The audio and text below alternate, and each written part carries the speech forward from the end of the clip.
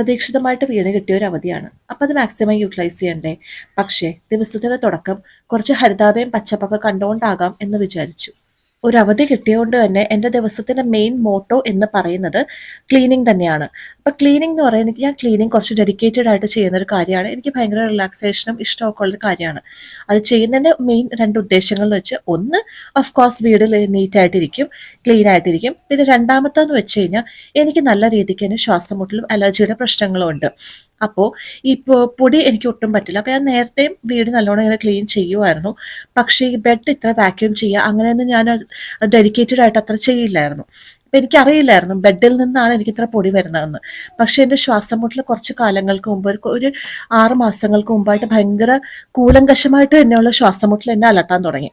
അങ്ങനെ ഡോക്ടറെ അടുത്ത് പോയി അലർജി ടെസ്റ്റ് ചെയ്തപ്പോഴാണ് മനസ്സിലായത് എനിക്ക് ഈ ബെഡിൽ നിന്ന് അല്ലെങ്കിൽ ഈ മടക്കി വെച്ചിരിക്കുന്ന തുണികളിൽ നിന്ന് വരെ വളരെയധികം അലർജീസ് വരുന്നുണ്ടെന്ന്. അപ്പോൾ അങ്ങനെയാണ് ഞാൻ ഈ ക്ലീനിങ്ങിലേക്ക് കുറച്ചുകൂടെ ശ്രദ്ധിക്കാൻ തുടങ്ങിയത്. അങ്ങനെ ഞാനിപ്പോൾ ആഴ്ചയിൽ അല്ലെങ്കിൽ വീണ് കിട്ടുന്ന അവധികളിലൊക്കെ ബെഡ്, സോഫ, കുഷ്യൻസ്, തലയണകൾ, സോഫ്റ്റ് ടോയ്സ് എല്ലാം തന്നെ ഞാൻ വാക്യൂം ചെയ്യും. പക്ഷേ ഈശ്വരന്മാരുടെ അനുഗ്രഹം കൊണ്ട് അതിൻ്റെതായ മാറ്റങ്ങൾ എനിക്ക് കാണാനും ഉണ്ട് കേട്ടോ. നമ്മൾ നോർമലി ക്ലീൻ ചെയ്യുന്നത് എങ്ങനെയാണ്? അതായത് മുകളിലുള്ള പൊടികളെല്ലാം നമ്മൾ തട്ടി താഴത്തേക്കിടും. അതായത് ഇപ്പോൾ ജനൽ വൃത്തിയാക്കും, ഇല്ലെങ്കിൽ നമ്മൾ മാറാല തൂക്കും, എന്നിട്ട് നമ്മൾ ഭിത്തിയിലിരിക്കുന്ന എന്തെങ്കിലുമൊക്കെ ക്ലീൻ ചെയ്യും. അതിനുശേഷം കട്ടിലും സോഫയൊക്കെ തട്ടിക്കുടഞ്ഞ് വൃത്തിയാക്കിയിട്ട് നമ്മൾ അടിച്ചു വാരി തൂത്ത് വൃത്തിയാക്കിയിട്ട് തുടയ്ക്കും. ഇങ്ങനെയാണല്ലോ ചെയ്യാറുള്ളത്. പക്ഷേ നമ്മൾ അടിച്ചു വരുമ്പോഴത്തേക്കും നമുക്ക് കാണാൻ സാധിക്കാത്ത മൈക്രോ പാർട്ടിക്കിൾസ് ആയിട്ടുള്ള പൊടികൾ പോലും വീണ്ടും നമ്മൾ ഈ ക്ലീൻ ചെയ്തിരിക്കുന്ന കട്ടിലയിലേക്കും തലയണയിലേക്കൊക്കെ വന്ന് വീഴും.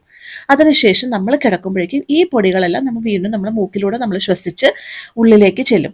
അപ്പോൾ ഈ അലർജി, ശ്വാസം മുട്ടലുള്ളവർക്ക് ഇത് വീണ്ടും പ്രശ്നമാണ് ആക്കുന്നത്.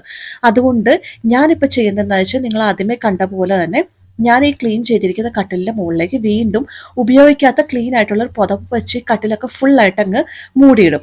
അതിനുശേഷം നമ്മുടെ ക്ലീനിങ് എല്ലാം കഴിഞ്ഞ് എന്തൊക്കെ മാറ്റാം. ഇല്ലെങ്കിൽ ഞാൻ ചെയ്യുന്നതെന്ന് വെച്ചാൽ രാത്രി കിടക്കാൻ വരുമ്പോഴേക്കുമാണ് ഞാൻ ഇത് വീണ്ടും മാറ്റുന്നത്. അപ്പോൾ അതുവരെ നമ്മൾ കട്ടിലെല്ലാം ഇങ്ങനെ മൂടിയിട്ടേക്കുമായിരിക്കും. അപ്പോൾ ഈ പൊടികളൊന്നും അകത്തേക്ക് വീടില്ല. അങ്ങനെയാണ് ചെയ്യുന്നത്. പിന്നെ ഞാൻ മെയിനാണ് ചെയ്യുന്നത് ക്ലീനിങ്ങിൻ്റെ സമയത്ത് മെയിനായിട്ട് വാക്യൂം, മാറാലയൊക്കെ തൂക്കുന്ന സമയത്ത് ഞാനൊരു മാസ്ക് വെച്ചാണ് ഇതെല്ലാം ചെയ്യുന്നത്.